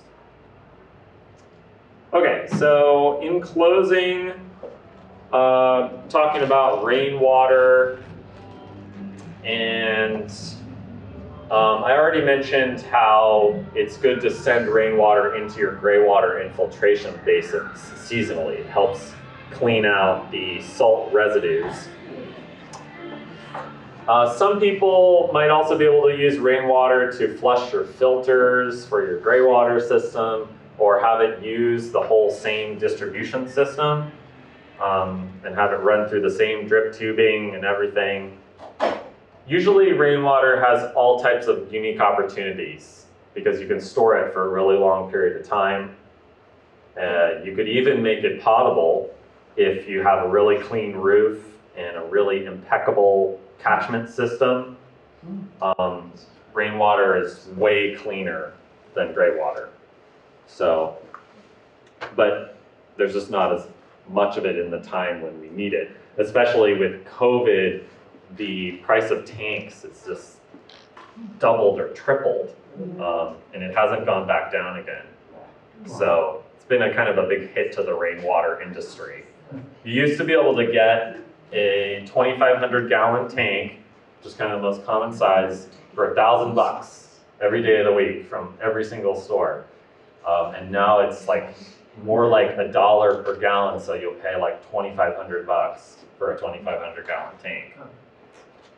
So that's, more people are doing gray water because rainwater has just gotten pretty expensive. So that's it for what I have to present on. Just a quick question. Any around questions? Storage of rainwater. Uh-huh. You said it can be stored for a long time. What is, like months? Indefinite, yeah, Oh. months, years. As long as your tank is dark, then you won't have algae growing it at all. And usually you'll have like a screen at some point in your system that will keep the leaves out of the tank. So if you minimize the detritus that's in there, it could last for years. It actually, water gets cleaner in that situation under some types of storage because it continues to settle. And I'm thinking storage spring for summer, late summer uses, right? July, August. Yeah. March. Mm-hmm. Yeah. Mm-hmm. Have you ever seen any of that, maybe this would be more feasible in a more rural setting, where they created rainwater catchment areas, other than just the roofs, to be able to capture more usable water and be able to store? Is that kosher? Like in the You know ground? what I mean? Like what? Like in the ground, like earthworks No, or? well, I'm thinking more like roof structure. Just like, we have solar arrays, right? But I mean, Okay. you know, kind of similar idea, but with catchment areas, where you just capture the water into your tanks, as well as your roof water. I think solar arrays would be a great thing to capture water off of. Yeah, that's true too. huh? It's very clean surface Yeah, to capture off of, and if you can efficiently create like a gutter system or something to divert that, it sounds like the best of all the different worlds Yeah. together for sure. Yeah, I mean, any kind of surface is fair game. More and more people are doing these deck roof water systems, which is kind of crazy. You put roof panels like under your deck, yeah. and then run all the water to a gutter and a tank like that way. And That's interesting. all the impermeable surfaces, parking lots and stuff like that, are still good to infiltrate that water. It's probably not good to be stored. But you can run it into bioswales and things like that and help recharge your aquifer. And that really does make a big difference. You can see noticeable differences in your aquifer from small things that you do around like that. I did a calculation of just our horticulture area at the college, not the entire parking lot, but just the roof surfaces, and of all of our greenhouses, we have 5 greenhouses, Mm-hmm. and our building, and then the parking areas around that. And it was over 1 million gallons that we would be collecting just off runoff. So Wow. it was really an amazing amount of water that comes off of that. And we flood, so if we get a really heavy rainfall, we have water that goes into an area that is kind of our stormwater area, and it floods if we get too high a thing. So I was trying to figure out some way of kind of solving that issue, because it flooded a foot of water in our greenhouses because it flooded that much. But I was kind of blown away by the amount of water that I would have to be collecting to try and offset that. Right. Yeah, that's one thing that we, at our farm, we used to have a lot of vernal pools, which is kind of an interesting ecosystem, if anyone's familiar with. They're sort of like pools that go to nowhere, like they're puddles, essentially, in grassland. And the way it was developed is that they drained a lot of those areas and made channels, canals, basically, and drained where the vernal pools were. We also have a lot of flooding that we deal with at our place, and what we're doing is actually, like I mentioned, re-engaging floodplain. We're opening up some more of our fields and diverting water from the main canal into flood these fields preemptively before we get huge floods. And that way we're reducing the overall flow coming down the canal, not only for us, but for our neighbors, and just spreading the water out a lot more. And that way we're able to protect the buildings and stuff much better. What part of Sonoma are you in? It's, we're in Katati, so we're kind of by Sebastopol. Right. In the lowlands, there's a lot of flooding in the flatlands there. Mm-hmm. Yeah, for sure. Yeah, we would be a very flood-prone area if it weren't for being kind of more active with really sending the water where it can responsibly infiltrate, especially in a year like this. Any other questions? Gray water, rainwater. Our website has a ton of information, altwater.org, and it will like walk you through pretty much every step of building or designing your own system. See lots of other examples, so don't hesitate to check that out, and give us a call if you have any other questions. I do have a question. Is you mentioned that you can't really store the gray water for more than 24 hours. Is that true of also of like stormwater or rainwater? No, yeah, those are totally different. You can store them indefinitely. I think stormwater probably depends what it picked up along the way. It might be a little bit dirtier than what comes off your roof, but they don't have any of that biological component that makes them turn septic under storage. Is there a limit to the number of gallons that you can store? Not in California, no. No, I mean, as far as I know, Colorado is the only state that actually, it used to be that you couldn't capture any rainwater at all. And it's kind of amazing, but there's something like 23 states get their water from Colorado and parts of Mexico as well. They're like the watershed of the entire US, basically, the top of the watershed. So every drop that falls on your roof is like somebody else's water downstream that they're waiting for that drop of water. So they actually prohibited it there. But then I think that now you can have like 1 barrel or something. But in California, you're almost always just helping out everybody downstream when you capture the water. It's like less water going to the wastewater treatment plant, less flooding, less erosion. You mentioned Granger. I see this advertisement on television, Granger's, and my wife says to me, "Is there such a place? Do you know anything about it?" I said, "I don't know anything about it. It's just on TV." And I wondered, is that the name that you refer to? Yeah. They're an awesome store. I don't know if there's a physical location nearby. There probably is. There It used to be on Caterpillar. is it still open? I don't know if it's still open, but it used to be there. I'm pretty sure it is because our What do they physical do? plant. What do they sell? It's a big warehouse of all kinds of stuff. Yeah, they sell parts. They sell, I originally went there to get these kind of pieces, the bulkheads that you connect to rainwater tanks. Kind of just like a tricky, weird piece that you can't find at a hardware store. You could find like almost anything at Granger. And they just have an excellent distribution They're just like system. a giant hardware store. They're not like the place you walk into and look around and find stuff. No, you need a part. Yeah, you order ahead of time. You need to go in knowing the part you need. It's because it's not big. You can't just go shop it's like a warehouse where you go up to a counter and say, I need this. Can you tell us where it's located around here again? It used to be up on Caterpillar. I don't know if it's still, I haven't gone there for a while, so I don't know. It's permanently closed. Oh, is it? On Caterpillar.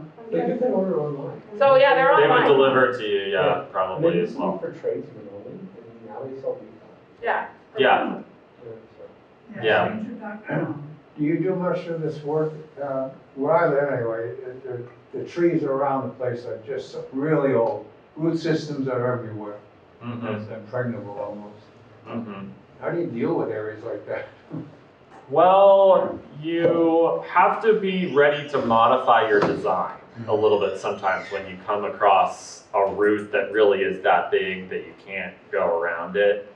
So frequently we're kind of moving the infiltration basin over or something like that. But pipes are tricky with the sloping pipe because you can't ever compromise on that with your downward slope. So sometimes you gotta just cut the roots out and know that they will appreciate it when they have the gray water later. And come back. There's a piece of property for sale there today somewhere on it, just looking, and it was a self-sufficient, weird place. And one of the things they had was a water bladder. It was like just big, like a water van, kind of thing in their yard. Have you ever seen anything like that? And if so, are they looking into it for rainwater catchment in particular? I would say maybe I would be a little bit hesitant with something like that. I have heard one horror story about that I'll always remember. I did actually an ARCSA training course, which is the American Rainwater Catchment System Association, which you guys should look for their trainings because they're very interesting. But the guy described in that course, one client tried to put a bladder in their crawl space,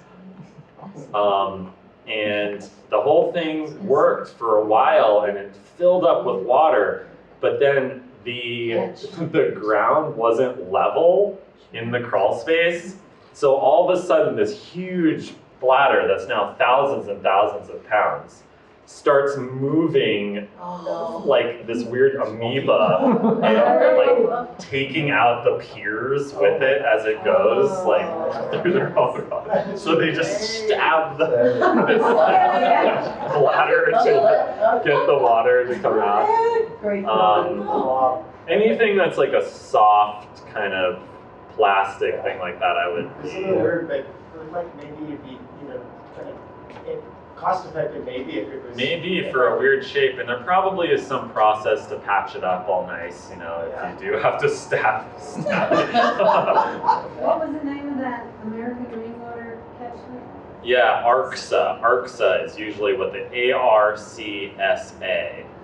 Their acronym is usually what they go by. Okay. They have a phenomenal manual that is like the Bible of rainwater catchment. And they do trainings frequently. Their rainwater harvesting is really big in Texas, like a lot of, because they have had a really severe drought. So they're based out of Texas, but they get all over the country. What were the initials for that?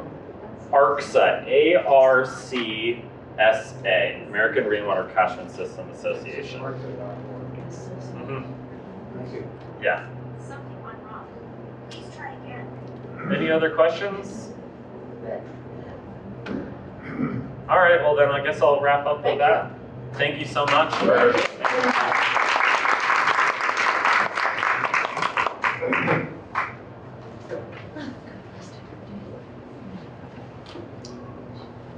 Does anyone have any other questions for myself or just Master Gardeners in general or anything before we? Would you know what our evaporative transport rate is in July? Our evaporation transport rate in July is about 2 inches a week. It's over 8 inches a month. Okay, cool. Yeah, you guys are hot. We're very hot. Because even though maybe Sonoma was hotter than us. Oh, no. So We knock you guys out of the water. So it's about 8, we're in July, for the month of July, I think it's 8.4 inches or so of evapotranspiration. So, we are having another training in this series. It's May 6th, and that is on transitioning your landscape from a lawn to a more water-wise system. As part of that, KIXE and Shasta College partnered up to do a actual transition of somebody's lawn. We had a contest. Our winners of that contest They're on South Street.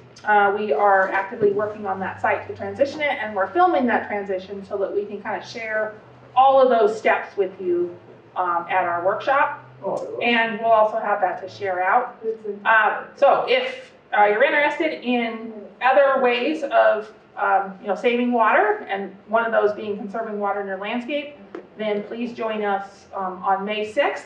That workshop will be 9 to noon again, and it will be out at Shasta College on our farm.